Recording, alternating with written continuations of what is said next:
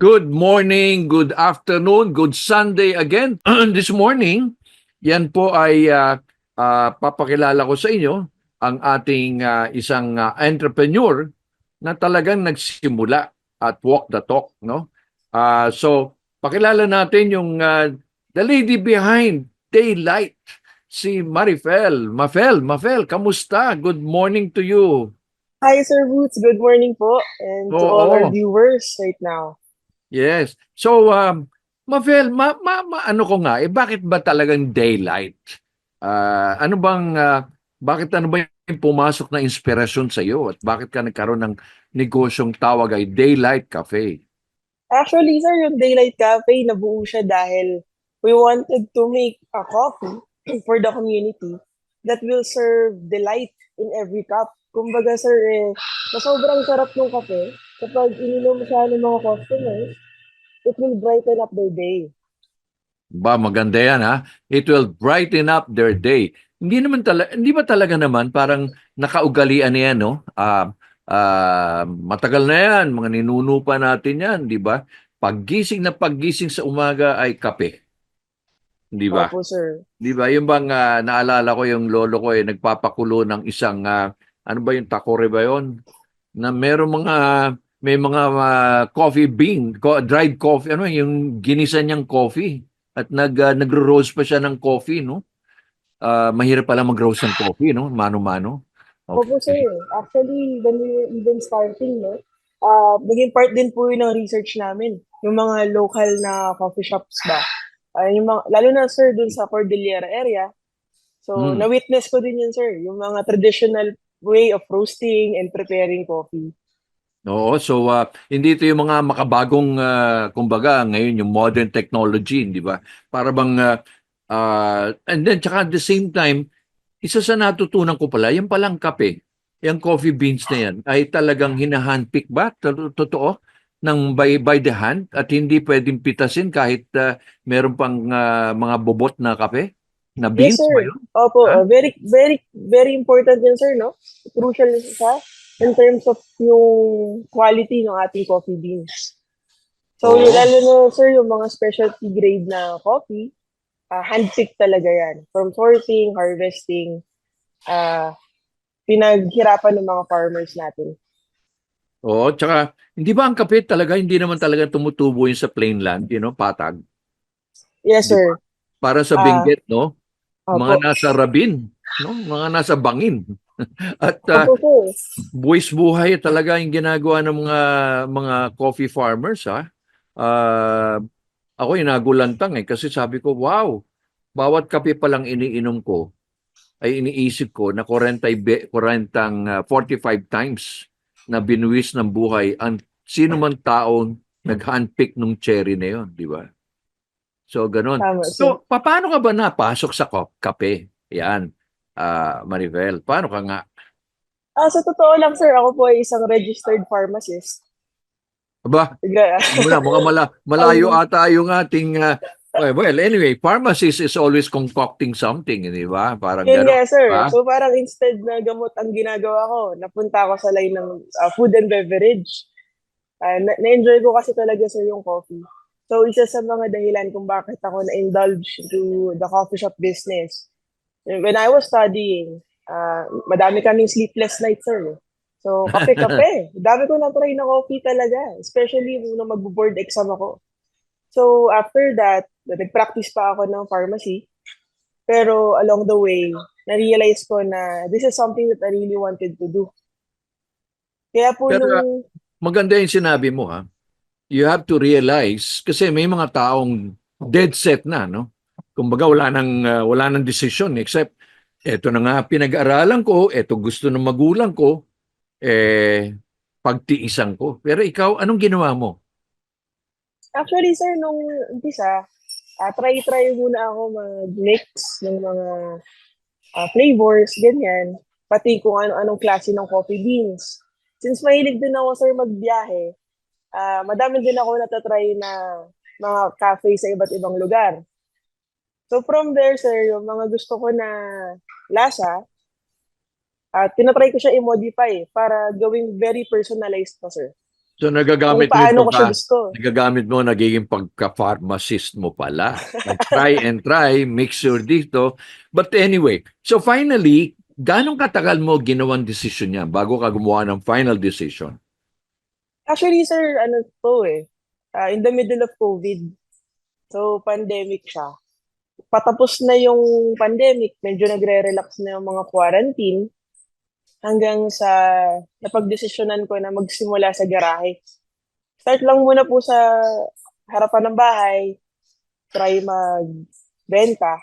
Nagpaalam din muna po ako sa mga magulang ko, syempre, na gusto ko po mag-try magnegosyo. And Oo. then, pinayagan naman ako, sir. So, kaya po, nag-try na mag-start ng Daylight Cafe. Pero alam mo, Mafel, talagang marami raw nagiging bilyonaryo pag nagsimula sa garahe. Di ba? I'm sure nabasa mo yan, yung mga gumawa ng si Bill Gates, di ba? Nagsimula sa garahe yan, di ba? Ewan ko, bakit ano magic kaya sa garahe, no? Parang ikaw, parang nagiging ng inspirasyon, di ba? At nagtatry ka. But anyway, so fast forward, madali ba no nagsisimula ka, nagtatry and try ka? Actually, sir, hindi po, hindi siya madali dahil una, ayoko din po kasing magnegosyo para lang kumita. Ang isa po sa mga driving force ko bakit nag-business is I wanted to give value to the community and I want to make sure that what they pay for is value for money. Kaya lahat po talaga, sir, pinag-isipan, pinag-aralan. Hindi lang siya basta, eto, nakita ko sa internet, ginawa ko, tinimpla ko, ginaya ko. Hindi po siya ganon. Lahat po nung kape, pagkain na tinitinda namin ngayon sa Daylight, pinag-isipan at pinag-aralan. Aba, maganda yan, no? There's always a purpose for the community before self. Di ba? Para bang, alam mo, ngayong mga panahon ngayon, nasa separate mo yung mga tunay na mga entrepreneurs, no? Yung mga entrepreneurs who think only for themselves, tsaka, they pound on their success at the expense of others. Medyo alanganin yun, no? But it doesn't last, di ba? But again, yung advocacy nyo ay gusto mo para naman sa kalahatan at meron kang tinutukoy na advokasya, di ba?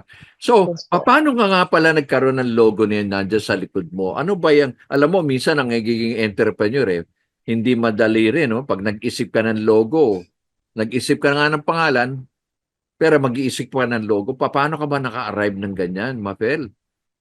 Ito, sir, yung logo po na yun sa likod ko is technically, sir, ano siya letter D for Daylight. Ah, Tapos since Daylight nga siya, sir, in-associate namin siya sa sun rays. Di ba? Para very bright and sunny kapag nagpupunta sa Daylight ang mga customers. so para bang pagpasok mo sa daylight, siguradong ibang mundo mo, di ba? Opo. Merong ang kumbaga there's life. Kasi nga tulog ka sa gabi, paggising mo or probably depende sa gising mo, pag pumasok ka sa daylight iba na yung pananaw ng buhay mo ngayon, di ba? Para bang you set the trend, di ba? Yes, sir. So again, kailan ka nagsimula talagang officially ng daylight? Yan. Ang Daylight, sir, started June 2022. So, officially, kasi, sir, nung nag-start kami sa garahe, napaalis kami kasi residential area. So, kailangan Naku, ilipat siya. nabarangay ka pala. Hindi naman, sir, di naman po umabot sa barangay. Pero napaalis po kami doon dahil bawal daw magtinda at residential area yung lugar. So So, nagtitinda ka na talagang marami ka ng parokyano, ganun ba? may mga pumupunta na, sir, pero nung start po kasi na yun, parang mga 3 weeks pa lang naman kami doon. So, Oo. hindi pa naman po siya ganun kadami. Pero blessing in disguise na rin yun, sir. Kasi po yung pagkakalipat namin ng pwesto, napunta kami sa MacArthur Highway, sa Builder's Mm. Warehouse, which is parking lot pa rin, sir. Pero yung kiosk namin, inilipat lang namin sa mas malaking garahe. And doon po kami lalong nakilala. Parang sinasabi namin, there's always a reason for everything, di ba? Hindi Opo. yung pagsisisihan mo, bakit ganun? Bakit ako, ayun, minsan kasi may mga taong mga ganun ng mindset ba? Yung, ayoko Hindi, paglalaban ko ito hindi. but always try to discover ano yung reason behind. O ayan, nangyari sa inyo, nakakuha kayo ng lugar, o na-transfer nyo. So paano ngayon? Ano naging involvement ng Daylight? Anong ano? So mula sir sa 9 square meter na kiosk na halos puro take out at alfresco lang. After a few months, nagkaroon po kami ng inline store sa Centro Escolar University Malolos. Still along MacArthur Highway. So, mas malaki na siya, sir. Which is, ito po yung background ko ngayon. Dito ako ngayon sa CEU branch. Aba, talagang mula, kita mo naman ha, mula kiosk, naging inline. Talagang small things start, everything starts from small things, no? Tama nga yung sinasabi mo, no? Mula, ang pangit kasi hindi maganda yun. Start big and then you become small. Para bang nag-shrink ka, Nag-shrink. di ba? Para bang contrary to your logo na ray, sun, ray of sun, di ba? Yan ang lumalabas. So anyway, ano ang ano ang naging kakaiba nung mula sa kiosk at naging inline store na talaga? Nung nagka-inline kami, sir, nagkaroon na kami ng food. Meron na kami mga pasta, rice meals. Mas madami na din kami pastries na i-offer. Compared po yung nagsisimula kami na coffee and mga pastries lang po yung kaya namin itinda. So meron ka, nag-evolve na pala yan. In other words, nagkaroon na ng, kumbaga, something, some meals, no? And again, paano ka naman nag-arrive na ganyan? Kinopya mo lang ba yan sa Google University o sa YouTube University? Or meron ka talagang pinag-aralan talaga? Hindi po sir, yun nga po. So lahat talaga sir na sa Daylight, pinag-aralan, pinag-isipan. So kung may mga pagkakataon sir na kailangan din kumonsulta ng expert. So katulad po niyan, meron kaming partner na chef. Siya po yung nag-develop naman ng mga food items namin.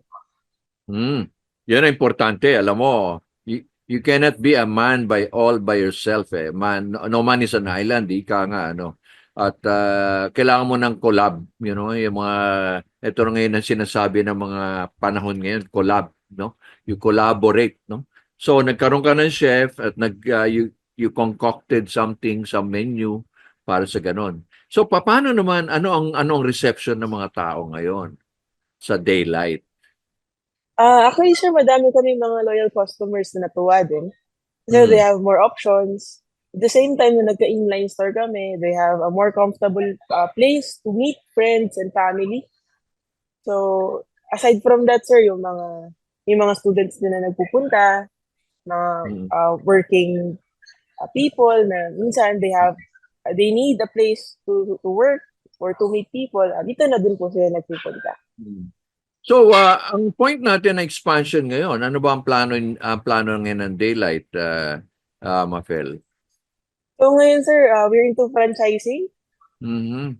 Daylight because we wanted to bring Daylight in every cup to different cities in the Philippines, no? And hopefully very soon abroad. Okay. Dream big ba, sir? Exactly. Yan ang magandang mga pananaw, yung mga magandang mindset, di ba? Yung bang dream big. Okay, start small, dream big, di ba? So talagang gang-ho ngayon ikaw. Kamusta naman reception sa iyo sa franchising? Actually, sir, simula pa lang din naman po kami sa franchising. So may mga nag-inquire na din po sa iba't ibang lugar. And actually, sir, it's not also an easy task, no? Because you wanted to have franchisees na sharing the same vision and passion with you. Ay, maganda yan sinabi mo, no? At pipili ka kasi sa franchising hindi ka naman one way eh. It should be a two-way street, no? In other words, pipili ka ng kapartner. Okay? Na magdadala ng vision ninyo doon sa lugar na 'yon, di ba? Yes po. Hindi kagaya ng iba kasi, 'yan ang mga probably isang lesson diyan sa franchising. Wag pumili basta dahil merong lugar at yung franchisee mismo ay hindi passionate doon sa kumpanya o sa business na kinukuha. Marami kasi tayo nakakausap na ganyan, yung bang may konting pera, gusto magnegosyo, sige lang ng sige, pero hindi naman sila nag-investigate, no? Di ba? So, I guess, saan bang lugar ang tinatarget ng Daylight? Saan ba gusto nyo maglagay ng Daylight in every cup? Ngayon, sir, we wanted to go outside of Bulacan, no? So, aside from Bulacan, Pampanga, Mhm. Bataan, itong North Luzon, sir. Since ito yung mga kapitbahay namin dito sa Bulacan area. And at the same time, Metro Manila na din, sir. Aba, maganda yan ha. So, yung supply mo ba ng kape ngayon steady? Kasi alam mo, pag kakaroon ng negosyo, yung supply chain, ang supply chain ay hindi dapat maputol. Kasi meron tayong mga nakakausap na ganyan, sige, abante ng abante, pero yung supply chain, nako, nagkaroloko-loko. So eventually, nagpa-flop. So ikaw ba, review mo yung supply chain mo ng Daylight? Yes po, sir. Actually, mula sa farm hanggang sa roaster, bago po makarating sa stores ng Daylight, minake sure po namin na sustainable and at the same Oo. time, kompleto palagi and high quality lahat po ng mga ginagamit. Oo, kasi alam mo, ngayon, the latest news about coffee is that nagkakaroon ng shortage, no? Worldwide, no? A lot of people, especially our coffee, no? Dahil marami talaga nagkakagusto ng breed, no? Ng Philippine coffee. So again, yung supply chain ay nangangamba. So being an entrepreneur, you have to make sure you have a fallback position, di ba? Hindi lang yung isang supplier pero meron ka pang pagkukunan, no? Kasi nga lalago at lalago yung mga branches mo pero pag hindi mo na supplyan ng buo, nako masisira yung credibility ng Daylight, di ba? So Opo, yun. sir. So anong pinaka-uniqueness na nakita mo? Ano ba talaga sa dami-dami nagkakape kasi merong mga signature o tinatawag nating unique selling proposition. Ano ba ang unique selling proposition ng Daylight? Gums is yun, delight in every cup. And at the same time, sir, Daylight is known for our sea salt coffee. Ayan. Oh, Yan po talaga ang best seller and all-time favorite sa Daylight. aba, sea salt. Paki-explain mo nga yung sea salt coffee na yan. Ano ba yan? Itong sea salt coffee, sir, ay meron siyang iba't ibang variant. So, meron Mm. siya ng sea salt latte, sea salt americano, and sea salt caramel. So, ano siya, sir? It's a complex taste of sweet, saltiness, and yung coffee, hindi siya nawawala. I won't say na it's mapait. Hindi po siya yung mapait. Pero, it's a balance of everything. May konting tamis, may konting alat, and at the same time, yung boldness ng kape andun pa din. Mm. So yan kumbaga yan ang iyong kumbaga signature talaga. So siguro maya-maya ipapakita mo sa amin kung paano ka talaga naggagawa ng sea salt, no? At para makita naman natin sa viewers na eto si Mafel ay hindi lang entrepreneur na talk, entrepreneur na walking also. Kanina, 'di ba? Dine-demonstrate mo kasi ang pagiging entrepreneur, alam mo, all year round, all around 'yan di ba? Yes po. Alam ko meron kang may papakita ako na meron kang ikaw ay nagbubuhat, no? Nagbubuhat ng supplies, nagdi-deliver at lahat, no? Ako ay nagugulat ako doon sa kasi alam mo, entrepreneur, pag ikaw ay naging entrepreneur o from corporate to entrepreneur, malaking adjustment 'yan, di ba?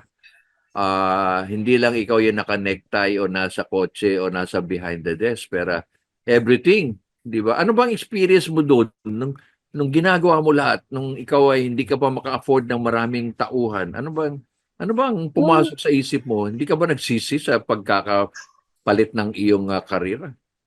hindi naman, sir, pero hindi din po talaga naging madali, no? Especially nung simula, ah, kami mismo yung tumatao sa store, kami nagtitimpla, nagsiserve, nagliligpit, lahat po araw-araw ganun. Aha. Opening ka, ikaw closing, maghapon po na ganun, every day. At the same time, kailangan mong ayusin yung financials, so inventory management, Aha. and so, nung umpisa po ganun talaga. Not until po nung lumalaki na, growing na siya, unti-unti, nag-add tayo ng mga part ng team namin. Mhm. So, paano ka naman naghahanap ng habang nagdadagdag ka ng mga team members? Paano naman ang iyong qualification na nakita mo ngayon? Una sir, no, yung mga team members ng Daylight, kailangan enthusiastic and passionate about coffee. and at the same time, willing to do everything para sa growth din nila. Hindi ko sabihin, sir, willing sila mag-train, willing silang matuto by their own, nagre-research din sila about it. And we are also open for suggestions. Ah, We don't just give directives, but at the same time, we listen to them. Kasi baka mm. may mga suggestions din po sila. So, ilan na yung mga tauhan mo? Mula nung nagsimula ka ay ilan? Nagsimula ka, ilan kayo? Dalawa lang, tatlo. Nagsimula Ayun. kami, sir, tatlo. Kasama ako dun sa main team. Mm. Ngayon po, 9 na sila for 2 branches po ng Daylight. So lumalago yan at eventually yan ay mga magiging mga regional managers mo yan, no? Pagka lumalaki na ang Daylight kasi yan ang mga magiging trainers mo no? na nailipat mo yung technology sa kanila, no? Yan ang magiging kumbaga magdadala ng sinag, no? Yan ang importante doon. So, again, Mavel, pwede mo bang ipakita sa amin ang pag-demo ang iyong sea salt at alam ko, I'm sure, mga teka nga pala, bago tayo mag-demonstrate meron ba kayong Facebook? I'm sure marami dyan magtatanong, ba, mukhang nakaka-interesting to si Daylight Cafe. Ano ba yung, paano ba kayo makokontak? Lalong-lalo na yung mga naghahanap. Marami tayong mga kaibigan dyan na gusto magpanibagong buhay or probably dagdag negosyo for 2025. So, pwede po nila kaming makita sa Facebook and Instagram. Just search Daylight Cafe PH. So, Daylight Cafe PH. At I'm sure yan naka-trademark na yan. Yes po, Mafel. sir. Ayan, yan. Kasi alam mo, Mafel, marami kasi mga negosyante. Negosyo na negosyo pero nakakalimutan i-trademark. Yung trademark, yung hindi DTI, di ba? I'm sure yan na natutunan mo rin, no? Hindi DTI, DTI is business name, pero yung trademark ay pag-aari mo sarili. At Yes yan po, sir. forever, wag mo lang papapasuhin, no? So yan, naku, ang ganda. So, kumbaga, you're all prepared for the naka-trademark na si Daylight, maganda na yung logo, okay? Parang marami kang race mukhang meron bang meaning yung race na yan? Para bang yung ating bandila may mga significant. Meron bang bilang yan o ano? Actually, sir, for the logo, fixed naman yung race na yan. It really symbolizes yung bright and joyful na ambience for Daylight, no? Kasi Hmm. that's what we really want our customers to feel every time they visit our stores. Kumbaga, sa dapat personality mo, kung ang personality mo moody, isang ray yun. Pag pumasok ka, ma-injection ka ng iyong Daylight Cafe. So I'm sure, bigyan mo ng interpretation yung mga rays na yan, no? I'm sure pag siguro lonely ka or you want to move on, di ba? May mga ganun yan, di ba? Yung mga rays, no? So ang ganda ng, tsaka yung pagkakulay, ang ganda, tama, no? Swak na swak talaga ang pagkakadating. So, ready na ba tayo? So, yan mga kaibigan, magpe-prepare ang ating kaibigan dito si Mafel ng Daylight, okay? Sige, Yes, sir. sige. Kapag timpla ko kayo Yan na, ng pakita mo nga Daylight yung sea tindahan salt. mo. Pakita mo nga yung Ah, tindahan mo muna at ano ba itsura ng tindahan mo? wait. Yan. Sige nga, i-tour mo naman kami ng makita ng mga ating kaibigan o viewers natin, no? Ano itsura ng Daylight, na? So, ayan po, Wow, sir. galing naman. Okay, meron pang wall talaga. So very cozy pala yung ginagawa ninyo, no? Yes po. Yan, very cozy. Tsaka simple lang, very simple, no? So, ilang mga mesa ba? Ilang square meters ba ang kailangan mo pag sa Daylight, pag inline? So, for franchising, sir, 40 square meters at least for our inline shop. Okay. And And then, then, also, kailangan, sir, may provision din for kitchen para at least yung mga food items natin, ma-cater din nila. all right. So, yan, ipapakita na yan. Alam mo, yan ang bilib ako. Pag ang entrepreneur ka, dapat mahusay ka rin mag-prepare ng product mo, di ba? Oh, yan, Dito ako yan. nagsimula, sir, eh. Lahat to, before, ako lang gumagawa. So, yan. Yan i-describe mo nga yung bawat step at para sa kaalaman ng mga iba na napapakape na. Yung lahat po ng mga products namin na coffee base, nag-start kami sa pag-extract muna ng espresso. So, ito po yung beans na ginagamit namin. It's customized for our preference ng daylight. So, customize yung beans mo. Hindi lang pala nabibili yan sa palengke. Yes, sir. Yung blend nito kami din po yung mismong namili. Kaya, exclusive siya for daylight cafe use. Ayun, ang kinaibahan mo. Isang kinaibahan. Okay. And then after that, nag-extract po kami ng espresso. And I'll just get the cup. So, kailangan talaga yan ng ano, espresso. Yan.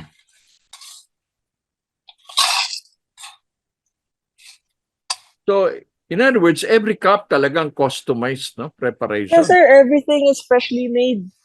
Every time na gagawa, may order. So, yan na yung espresso. Ito na po yung na-extract ko na espresso for the sea salt coffee na gagawin ko ngayon. Okay. At yan, ice. It's a cup of ice. Yes po, it's a cup filled with ice, and then I'm just going to transfer ito espresso na extract natin kanina. All right. At the same time, I'm gonna add milk. Ito po yung daylight sea salt latte.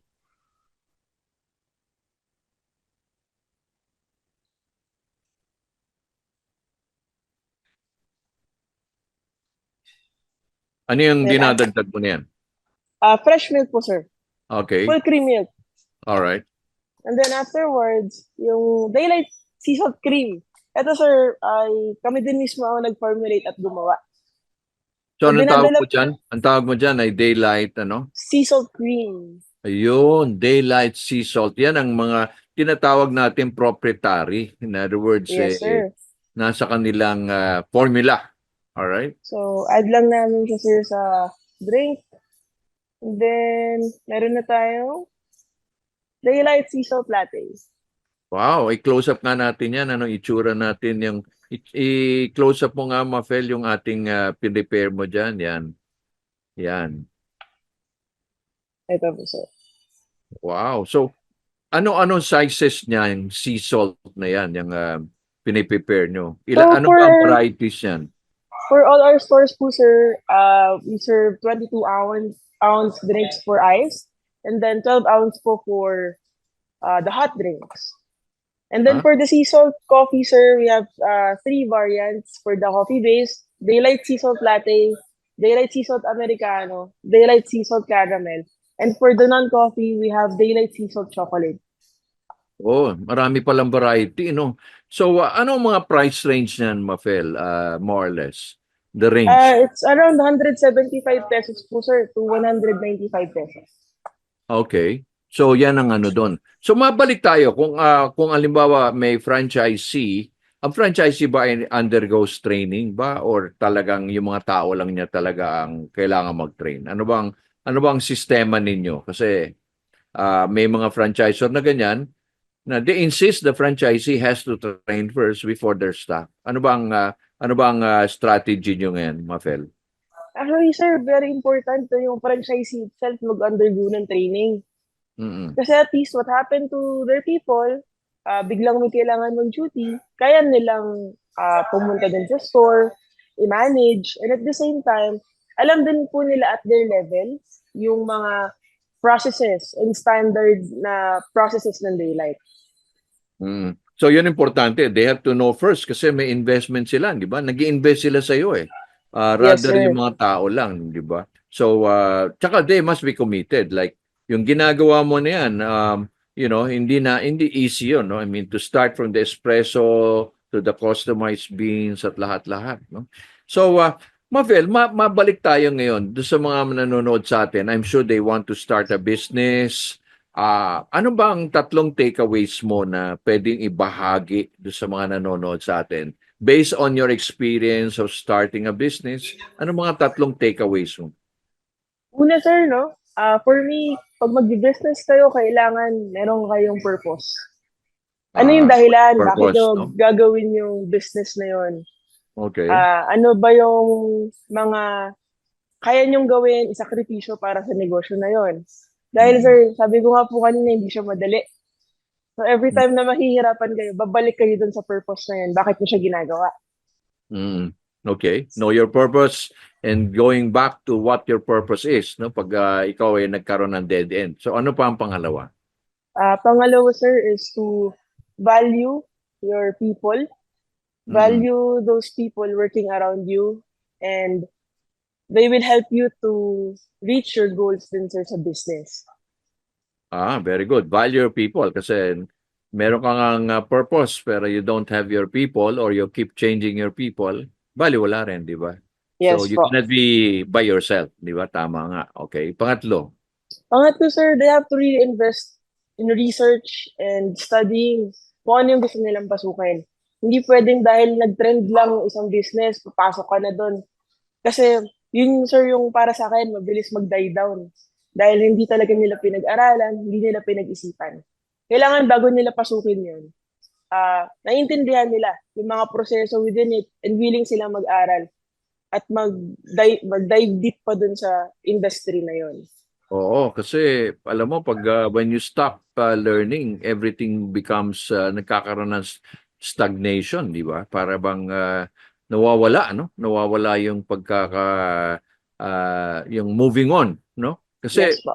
maraming yun, ang technology ngayon does not sleep, no? 24 hours, 7 days a week yan, no? So kung medyo nagtamad-tamad ka, eh napapag-iwanan ka, di ba? So I'm sure you're keeping trend of the coffee industry and also the design and as well as, tsaka marami na ngayon nagko-coffee talaga, no? Bakit kaya? Bakit, marami naman, pwede naman magpandesal. Bakit pa, sa tingin mo, bakit dumami ang nagko-coffee shop, Mafel? I think, sir, no, since sabi nyo nga po kanina, magsisimula tayo ng interview. Ang kape, ever since, andyan na. Oo. Way back nun pa. So, ngayon, Oo. sir, ang dami lang din kasi naging enhancements na in terms of the flavor, yung ambience ng mga cafe. So, tingin ko, sir, kaya din ang dami. Buhay na buhay talaga yung coffee industry ngayon. Kasi even the big companies right now, they're investing into coffee, to the coffee industry. So, madaming mga tao nag-i-interest din talaga na mag-start ng their own coffee shops. Correct. So, hindi tayo yung mga instant, no? Pero kasi para bang specialty coffee kayo, no? You brew talaga, no? With customized beans. So, Sir, again, hindi na kita pipigilin. I'm sure marami kang gagawin pa.